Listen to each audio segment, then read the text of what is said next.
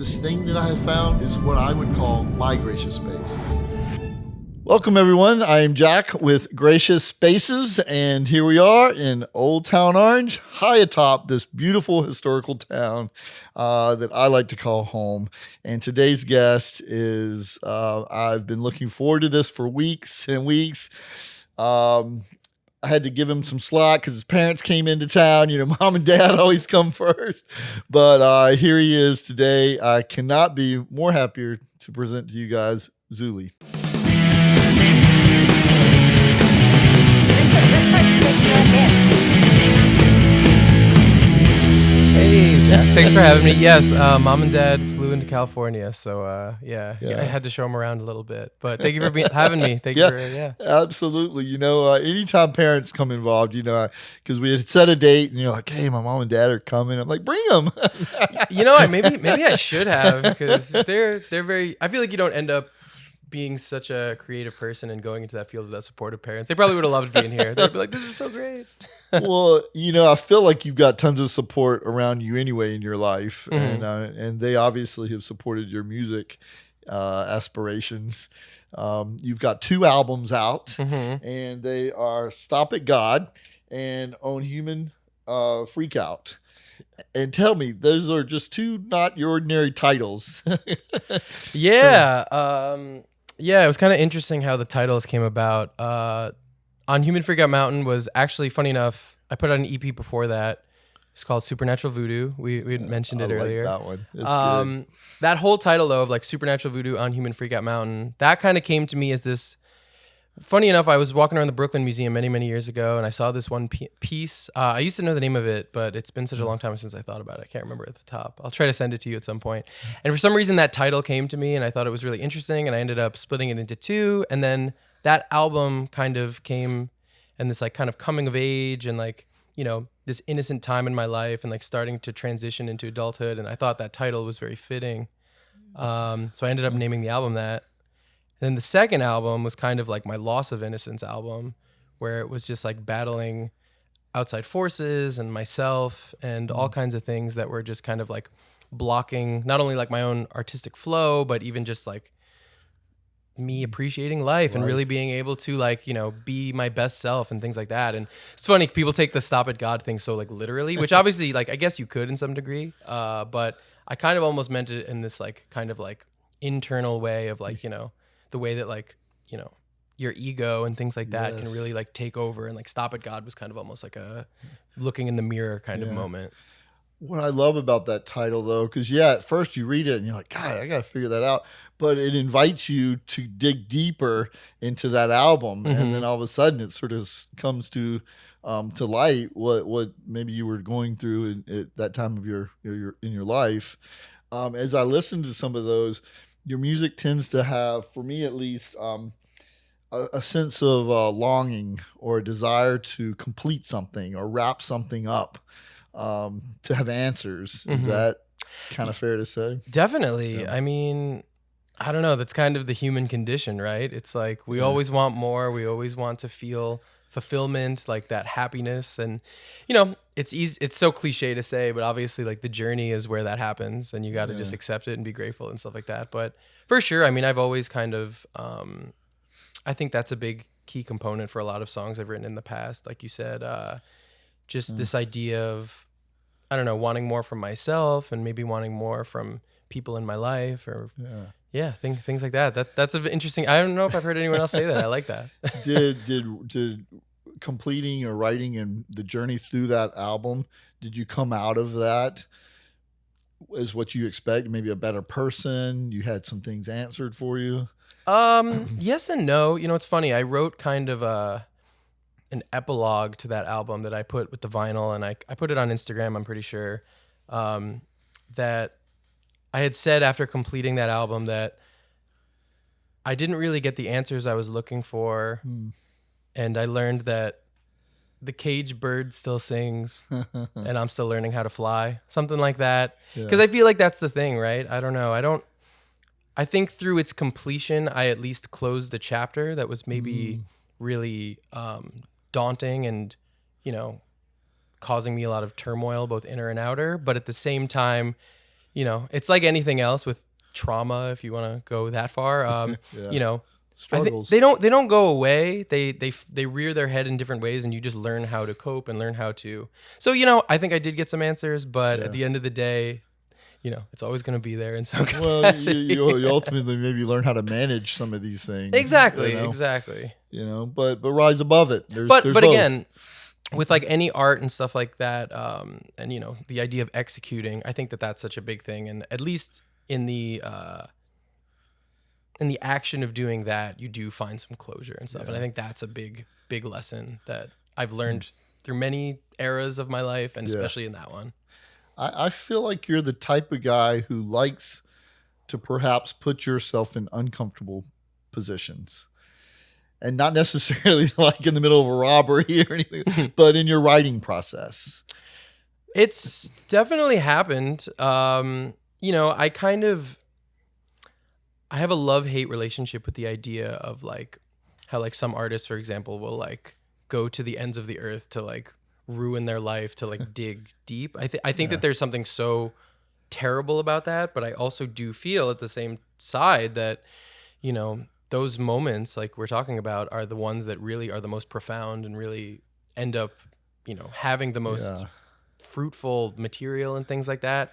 I don't know if I'd necessarily say I put myself on purpose, but I've been in those situations and things like that. And again, they do seem to tend to lead to the most longing, to use our word now, to sit down and really get to the bottom of it. And again, just using writing, not only on musically, but just on a pad and paper and stuff as a tool. Well, maybe there's a bit of, you kind of tapped on it earlier in that statement, that people may be a little dramatic in taking them to that length, but then there's a balance or a part of that where it brings authenticity to what you're doing in writing and your feelings.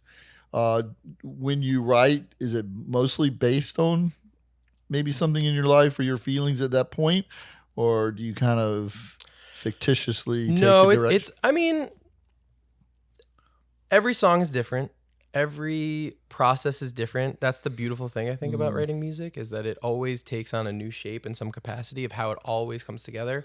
I would say my songs always are more or less come from a place of my life, or at least me viewing maybe somebody else's life and then using that as like some sort of inspiration. There's a few songs I can think of that were like based on kind of like situations that were like in my circle. Yes. And my kind of like perspective on that. But I think that, I'm not like a Jim Croce or something who's like writing a story about like, you know, the guy down at the bar or something. It's more so my own kind of trials and tribulations and things like that. And again, like even through my own process of working through that, I felt like I've gotten more and closer and closer to my own truest, most authentic voice, and especially with the newest stuff I'm working on, etc.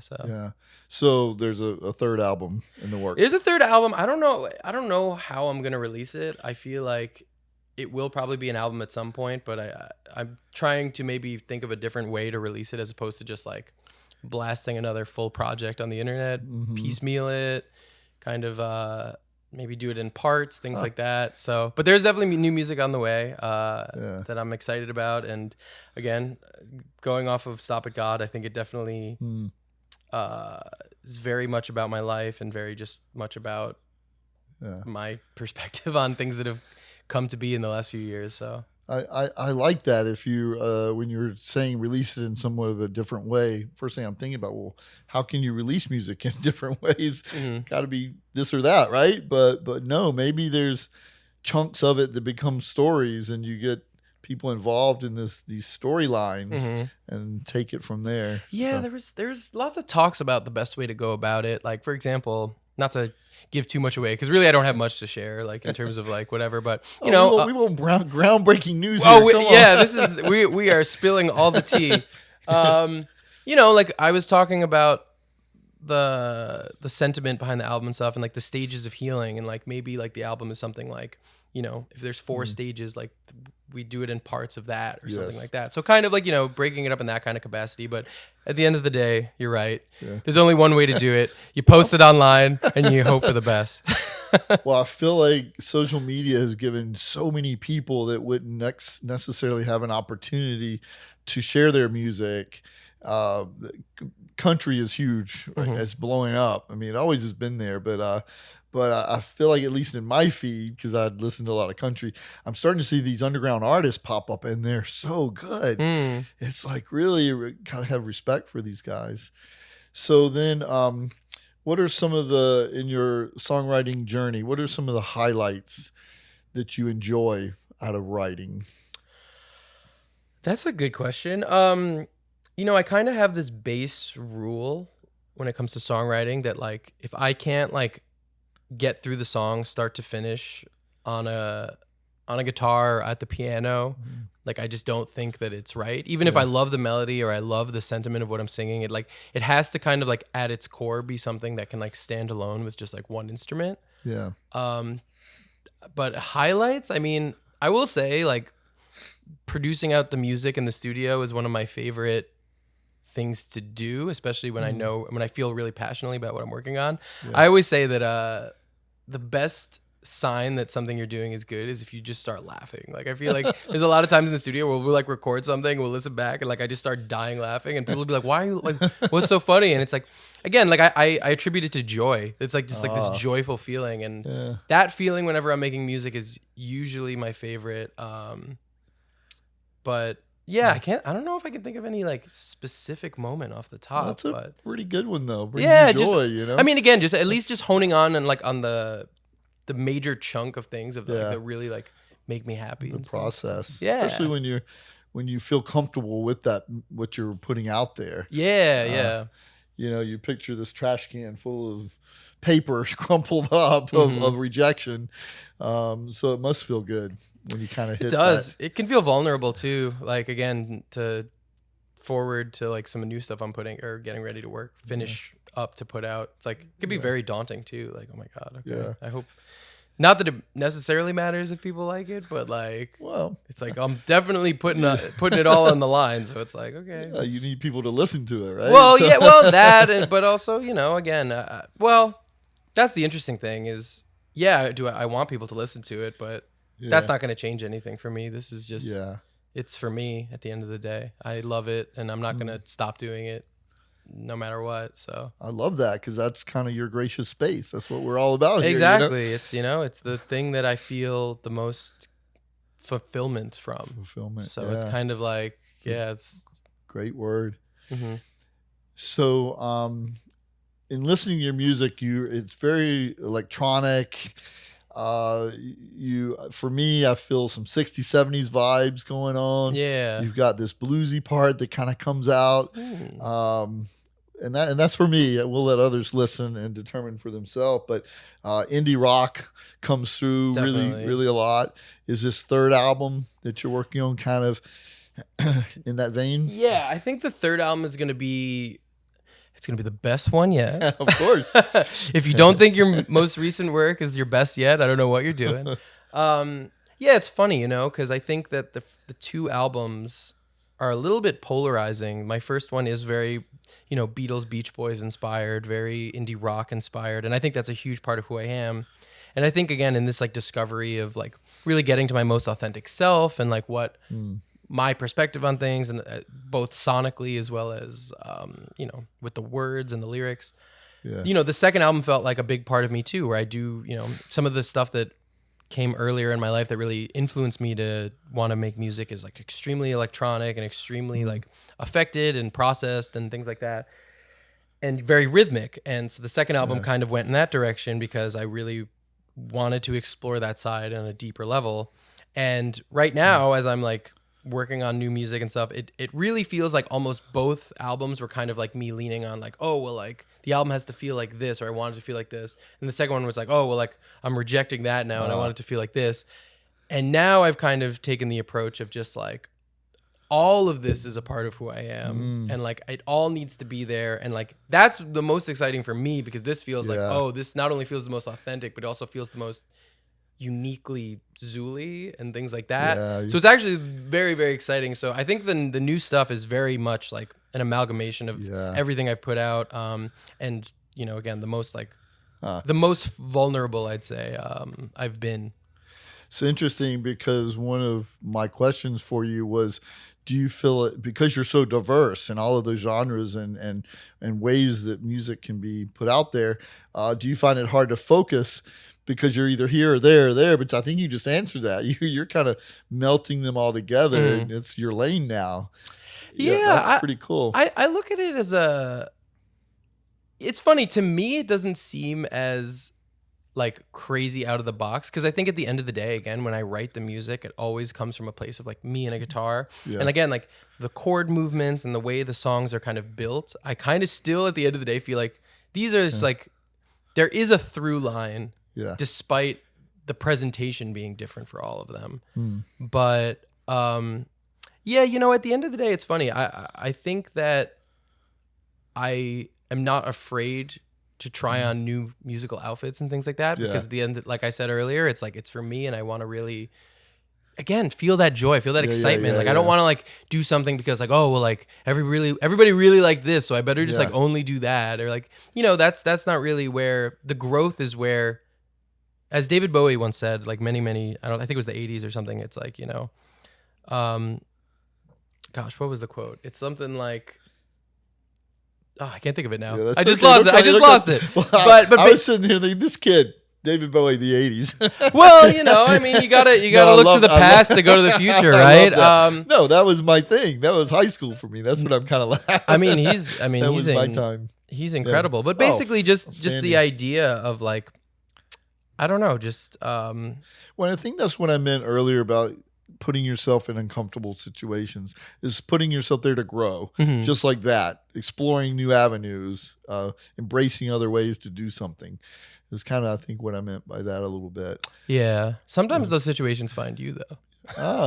I like that. Yeah. So I've unfortunately found myself in those situations, and that's also been the case, but I don't think I necessarily go super out of my way to fuck up my life or my art.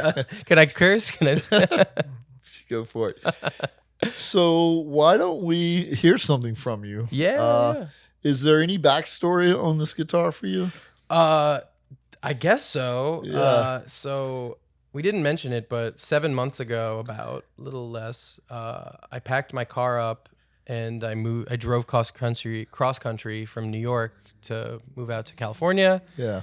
And, you know, I brought as much musical equipment I could, but I was staying with my cousin in Costa Mesa, who you met. That's how we met. A super cool guy. I like him. Yeah, he's the man. He's great.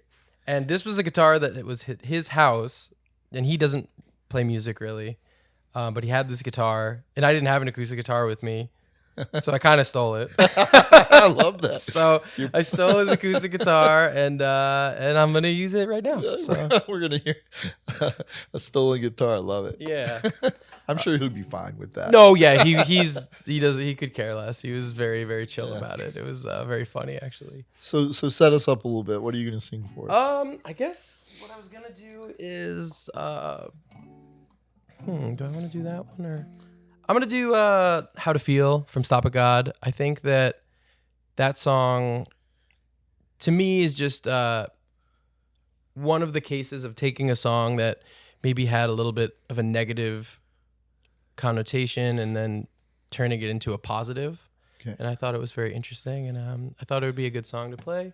People also like it. I like it. I think it's fun to play. And Stop It God was number one album or number that was number two? Number two. Yeah. Okay. Great. So, all right. Well, here we go, folks. Here we go. I don't wanna tell you how to feel, how to live your own life, but baby's burning out behind the wheel when I need you to drive. Yeah, you can do this alone, but I don't believe that you'll fly. Park it up and let it hold me, lonely like nobody knows what it's like to have your heart broken in two.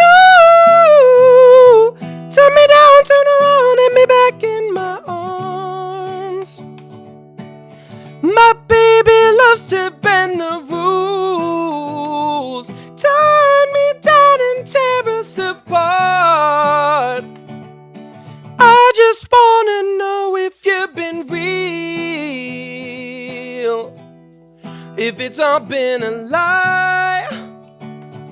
You hide your hand like I don't know the deal. Play it down every time, yeah. You can do this all alone, but I don't believe that you'll fly, baby. Park it up and let it hold me, lonely like nobody knows what it's like to have your heart broken in two. Turn me down, turn around, and me back in my arms. My baby loves to bend the rules, turn me down and tear us apart. Baby, come on, yeah. Woo.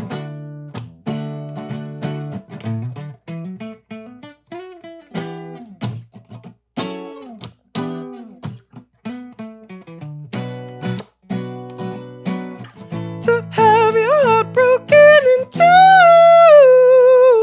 Turn me down, turn around, and me back in my arms. My baby loves to bend the rules, turn me down and tear us apart. 'Cause baby loves to bend the rules, leave your heart broken in two. Tell me what I should do, I'm running circles for you. 'Cause baby loves to bend the rules, leave your heart broken in two. Tell me what I should do, I'm running circles for you. Nice. Hey. Oh man, what about that? That stolen guitar sure can put out Yeah, some- it's not too bad. Right? Not It's too like, bad. You know. That little riff you did. Oh, I mean, that was pretty darn cool. I got more where that came from. I bet you do. I bet you do. When did you start playing? So I started playing guitar when I was about 11 years old. My dad took me to buy a guitar, but my mom was extremely upset about it because, and I think it was why the guitar came so naturally to me, which I always say to people, is I was a classical pianist from the age of, sorry, I hit that. I was a classical pianist from the ages of like 5 to like, I stopped around like 13, and I just like played classical music on the piano for many, many years. And she just wanted me to only play piano. Oh yeah. But I just, funny enough, I saw, again, talking about old music, I saw Tommy by The Who. I watched the movie when I was like maybe like 10 years old. And I was just like, Hooked. this is where it's at. Like, this is where the party's at. Like, Yeah. I need to play guitar. I don't know about this piano thing. I mean, but again, I think that the piano set me up with like an amazing foundation because, I mean, not to I don't know, brag or whatever you would call it, but like I picked up the guitar and it was just like, boom, Boom. I got it. It was like not really a Yeah. issue. And again, I think it's just because like the piano is like, I think the most like foundational instrument where you really have to, you know, Yeah. have independence between your hands and things like that. It's so amazing in that capacity. But yeah, I've been playing since then, and I haven't stopped. So you're very comfortable. You just got behind it, and you were. Yeah, honestly, it kind of just felt like a serendipitous thing. I don't know. Like even now, like I can obviously play the piano, but I just don't feel the same like attachment to it or the same. Sure. It just, the guitar feels like an extension of myself more. Yeah. So mom kind of gradually got comfortable with Mom got okay with Camera. it. She was just unhappy because I also think that growing up, her dream. My mom is a singer. She's a country singer. Oh wow. So I need to hear her stuff. Yeah, you should have brought them. I should have brought them. Next trip. Everybody loves my parents too. At the Next show I was doing this weekend, everyone was like, "You should bring your parents to lunch, brunch tomorrow." She always wanted to learn how to play piano, so I think I was like an extension of her to like, oh, like he plays the piano. Yeah. But no, now she's. Well, and you did. And you I know, did, you and were I good did, at and I it. still do. Yeah. I played. Yeah. I played every instrument on almost everything I've ever put out, aside the drums on my first one, Yeah. my first album. But even on Supernatural, I played the drums on that. Oh wow. So So that age 11. Yeah. So and then kind of where did you do some high school bands? yeah, so I think again with music, it's funny actually. You know, kids rebel and different ways. I ended up wanting to play guitar, but I still didn't really take music like super seriously. Yeah. I kind of always was like, I was like more into skateboarding. I was like, skateboarding's cool. Music is like cool, but I don't know. I'm not that big into it.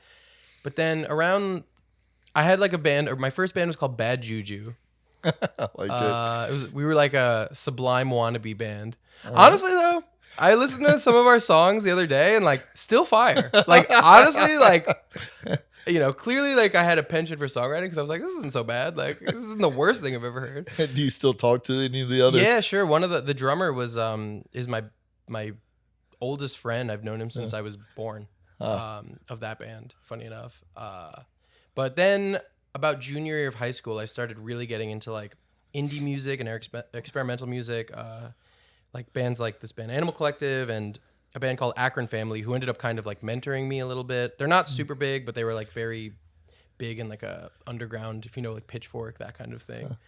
And I got really into that type of music, bands like Grizzly Bear, Dirty Projectors, that 2009 kind of era. So how did you put yourself in the situation to meet them? Being a crazy fan who couldn't get into the shows because I was like 17, 16 years old, things like that. And just like talking on emailing and sending my demos and just being like, I really love what you guys are doing. And they were like, this kid's not giving up. I was just like super about it and like, whatever. And that, unfortunately, actually the guy who I was really close with from that band, he passed away about 3 years ago. But which is very sad. But yeah, like that whole experience really got me into songwriting, where I was like, oh, like I want to make songs, I want to make albums, and I want to tour, and I want to. So that around that time of high school is when I really like committed to like, all right, music. And then we had some success. That band, it was called Wild International. Okay. We played some festivals and we did some stuff. We started doing a little bit of touring, and then about college, I kind of was like, all right, I'm like seriously doing this. And that was when I was like, I don't want to necessarily put all my eggs in the basket of like a band when a band is hard, especially now, because I don't know, people's whatever you want to call it, commitment and stuff like that is like you're either all in or half in. So the dynamics of the group can be challenging. Exactly. I think dynamics of a group can be very challenging, and I think even in today's like model of being a artist and a songwriter, I'm not saying I think bands are amazing. I think when it makes sense and it's a band where it's like truly a collaboration of people and it wouldn't be the same without these people, I think it makes sense. But I think when you are a songwriter and you're usually working with a producer and things like that, and again, because social media is such a big aspect of it too, it's almost a little harder to market a group unless it's a very distinct group where everyone has a very specific personality and things like that. But anyways, so in college, I kind of was like, I really want to do this, and I made the decision of like, all right, I'm doing Zuli, like I'm just going to like be the artist, and I'll have a band, I'll tour with a band, and all that, and that was probably like 2014 ish, and then I've been doing it, since, and there's been some high highs, some low lows, and everything like that, but I'm still here. And so you mentioned a little bit a while ago your journey from New York to here. Do you miss New York? I don't, because I felt like it was my time to go. I felt it wasn't where I needed to be anymore. And I also think that I was born in New York City. I was, raised out there. I lived on Long Island. I lived all over Queens, wherever. And I never lived anywhere else. And I actually think that was a bit of a hindrance on me, and I feel like even just being out here for like 6 months, it's been a huge growth process of like, again, just like feeling so much more independence and so much more like, hustle of like, wow, like trying to get my shit together and everything like that. That I feel like moving out here was probably one of the best decisions I ever made. It was one of the scariest. I mean, I literally packed my car and drove out here. I didn't have a job. I didn't have a plate. Luckily, my cousin let me stay with him for like 5 months. Yeah. But like, I didn't have anything. But at the same time, I think that this whole experience has taught me so much. And I feel like I've grown in the last half year more than I have in the last 3. So the music scene in the two places is very different. I think so. New York especially, I think the era of New York City that I was like really coming up in and stuff, it was much more about like DIY venues and things like that, and playing a lot of shows, like really grinding and like trying to get fans in an organic way. And that was an amazing thing, and I actually think that that's a huge positive thing about at least me as like a performer, and like that's like really where I come from. I come from that world. Yeah. But that's not really a thing in New York anymore. That whole culture kind of changed, but I also think that culture has changed again, to bring up like social media and stuff, where it almost feels like performing now feels like a luxury rather than a necessity. It's almost like you need to build your fan base online, and then if you have, you will then you can. Well, that's sort of your business card these days, right? Your resume. Exactly. That's what I'm saying. It's like, so good or bad, it's part of our world. But then there's people. It's like, I know people who have like, they've got like 1 million monthly listeners on Spotify, and they're like blowing up on Instagram. They've never performed before, and I go see them, and I'm like, completely different, no? Okay. Yeah. It's like, again, this is just not the world that I like grew up in and stuff like that. But it's I think I've gotten a bit of a taste of the LA music scene. It's a little different. It's a little more focused on like this kind of like chop, like have a session with somebody, like write a song in like 4 hours, and like, which I think is amazing if you can do it. Yeah. I don't personally resonate with that. I think that kind of puts creativity and music in a box of like, oh, this is like it is a product. I actually do agree with that, but like doing it in a way that it kind of feels a little bit of removed from emotion or kind of like perspective, or like what you're trying to do with it. It kind of almost feels like, okay, here's the chords, here's the drums. Like, it's got to have the drums. It's got to have the bass. And then here it is. There's a song. Boom, we did it. It's like done. Well, whereas it's like the authenticity we were talking about over and over. Right. Yeah. And, I think the idea of a producer has changed a lot, in the sense where like, a lot of producers are more like engineers who just play a lot of instruments and you make them suck. And like, for example, my buddy Max, who's he was in a band called Louis Del Mar that was extremely influential to me. I'm very lucky that he became such a close friend. And, our whole philosophy when working on all this new music together is like, really getting to the core of like, well, what are these songs about? Like, why does this presentation? You just moved across the country by yourself. Why are we going to make these songs sound like a full band? Right. Like when music is such a timepiece, it's like, why are we doing this? Why are we doing that? And again, having these philosophical conversations is what I think really takes the work from good to great. Yeah. And I think that's something that I feel is a little lost out here sometimes. But again, it's not bad. Everybody's nice. Everybody's chill. I try to go to as many shows as I can and like network and meet people and stuff. Yeah. But again, that's a big thing that I've felt missing from both New York and California, that I've been really just trying to hone in on. Again, like the artistic viewpoint of, okay, the song, what the meaning of the song is. And then again, how are we going to present that to people where it not only conveys what I'm trying to, but also doing it in a way that takes from this and this part of who I am and this part of who I am, and like putting it together to make something that feels like only I could do this. Yeah. Not like it's like, oh, it sounds like X, Y, and Z. Yeah. And what typically is the process as far as time goes? Does it take you days? What do you? Baby, it's it's all over the place. Yeah, sometimes a song is done in a half hour. Yeah. It really can be like that. And, I would argue that is usually a amazing crux to know that this is really great, or this is really special when it comes that fast. But sometimes it takes months. Sometimes it's like I let an idea marinate. Simmer, and I won't come back to it for 6 months. And then I'll be doing something. I'll be like, maybe the pre-chorus from that idea will work. And be like, oh, it does work. So it kind of is never the same, but I do try to, at the same time, give myself a little bit of a window where it's, again, because the inspiration comes and it goes. It's it's always going to be that way. And again, going off of what I said about like, can I finish the idea? It's like, well, if I'm playing the song and like by verse 2 I'm kind of like bored, or I'm like something feels wrong again. It's like, okay, and then I kind of eventually make the decision of like, okay, this goes into the maybe pile. Revisit pile. I'll come back to that at some point. Have you ever created something that took you off, surprised you, and it's like, oh wow, that actually kind of went a direction I didn't think it would go, or something that sort of just took you by surprise that you've written that you thought, oh, this will be okay, it's pretty good, I'll put it over here? There's a couple, I think. So, again, not to keep referencing new things. There's some new stuff, but funny enough, one of my most popular songs is this song called Cuba Diver, which it's on Human Freakout Mountain. It's on that album. That's the first album. And the funny thing about that album is I just signed with a label.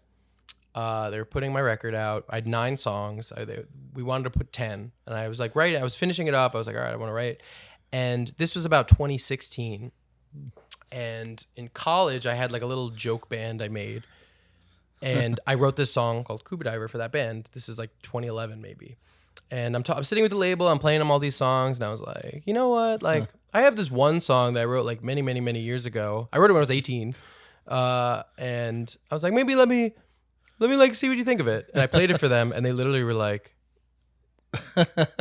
that's the first single of the album. And I was like, wow. What? And then sure enough, it's like, yeah, like that song is like, been like, people love that song. I think that song's good.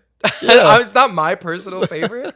But there it went. It's fun. But again, that's like a nice thing. And I think that also goes to the process too of like, there's plenty of artists, both myself and others I've heard where they're like, oh, like I made this song as a joke. And it's like, it ends up being their most popular song or their most famous song and stuff. And it's like, again, like, having a good time with the process, not putting too much pressure on the process. Yeah. These are the things that it translates inherently through the product. Yes. Like people sense that. And I think that's an important part of it too, Yeah. Yeah. I think that we work so hard, and that there's lessons to be learned there is that relax, let it flow, do our thing, but do it well, not to overthink it or put too much pressure on ourselves to do something above and beyond, because we're technically doing that anyway, probably. Absolutely. And I think, again, Stop a God was definitely a lesson on that, where I was just like forcing the so hard. It's like, I want this to be this. And it's like, well, like, at the end of the day, like, when things come easy, that's not a bad thing. It's actually a really good thing. And like, I think that most people associate when it's like, it came too easy. And it's like, no, like actually it's coming easy to you for a reason. Yes. And like, you need to actually double down on that. Yes. Yeah. Embrace it. Yeah. Yeah. Who are some of the people you look up to that influenced you or that you gravitate to? So many, like I mentioned earlier, like I definitely feel like Beatles and Beach Boys were like they're really my guiding light in a lot of ways. People like Frank Ocean, I think he's the most. Wow. I'm gonna go on the record here, the best songwriter of all time. Frank Ocean. I think he's just amazing. I think he has an amazing. His pen is just on fire, and he just has an unbelievable way of looking at things. His viewpoint is incredible. Filmmakers and designers too, I really love. Stanley Kubrick really blew my mind, just in the sense of like the deep subtext and like the deep entendre of like what he does, where it's like, a film can be so much more than like what it is on the surface. And I think that for me resonated. And I think Frank Ocean is someone who does that too. And that kind of stuff. Your video for Sweet Pea, it was definitely different than anything else I watched that you've put out there video wise, and black and white, a little bit different for you. Were you happy, thrilled? It was fun doing that. That's my favorite video I've ever done, and definitely, the concept of brutalism in art is actually something I'm very leaning into right now with the new music and stuff. And I think that video, in a sense, kind of is. So I think the new stuff as I go is going to also kind of take from that world a bit. But I love that video. I think that video came out amazing, and it's so simple too. It's like literally just a performance video. There's nothing really to it. Pretty darn good, I think. Yeah, right. Well I think that video is really special. But again, I think that video kind of ties in all my interests more, where it's like, it's obviously music, it's obviously film. I think it does have a like, fashion chic sense to it a bit, and things like that. And these are all the things that I gravitate towards naturally. So I think that as a whole, that is like by far like my favorite thing to date. So I'm glad you liked it. Oh, definitely.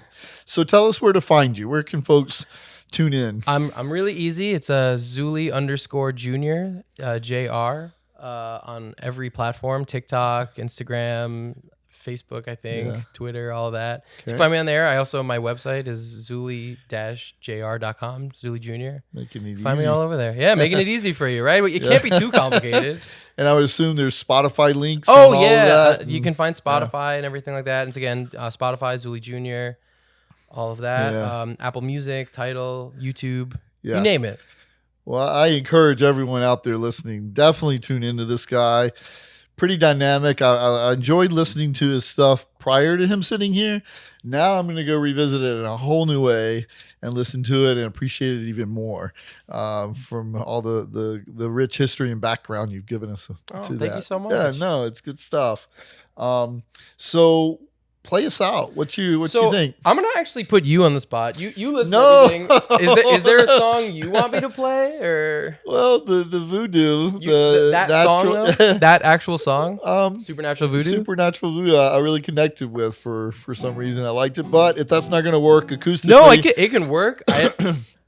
The last time I played this song was maybe 4 years ago. Oh, or okay. something like that. But I could play it. But it's that song you like. It's not like another one off that album. That Or EP? particular song That is, particular yeah. But I appreciate you putting me on the spot like that. Thank you. Well, I'm trying to give the people what they want. The people being you. So yeah, I can play that one. So Okay. but, how'd it go? There it is.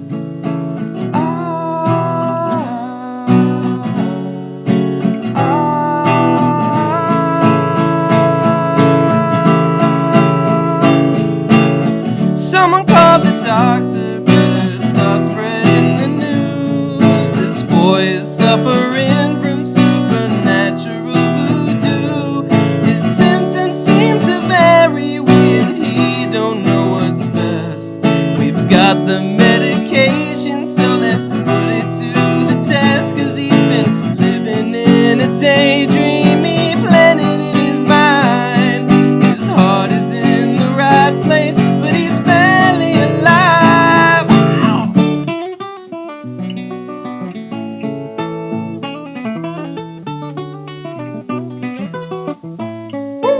I love it.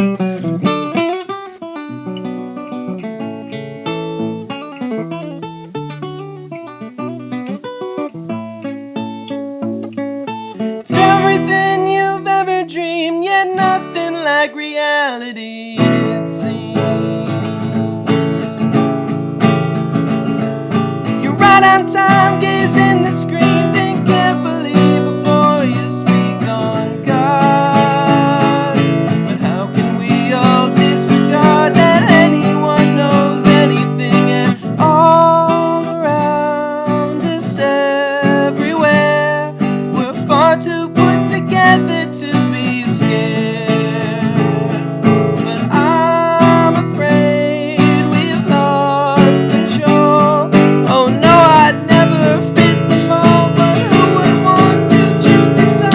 Ignite the flame, no smoke, confuse our supernatural voodoo again.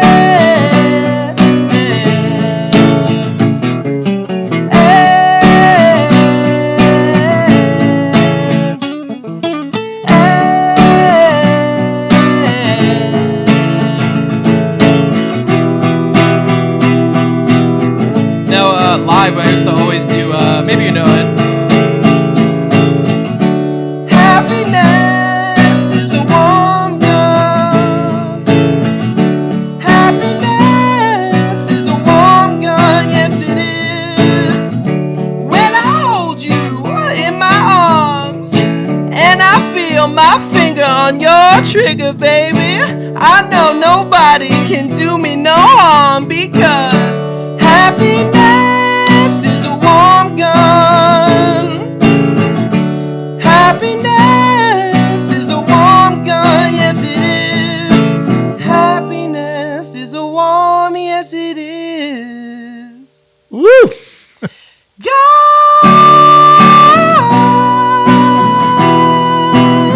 well, don't you know that happiness is a warm bang, bang, shoot, shoot. Little Beatles at the end. There you go. I love it. Thank you, I man. love that. No, thank you, Zuli, for your time today. And we're going to have you back on. That's just plain and simple. Oh, amazing. Looking forward to it. Thank you so much. All right. We'll talk to you later, folks. Have a good day. Have a good one.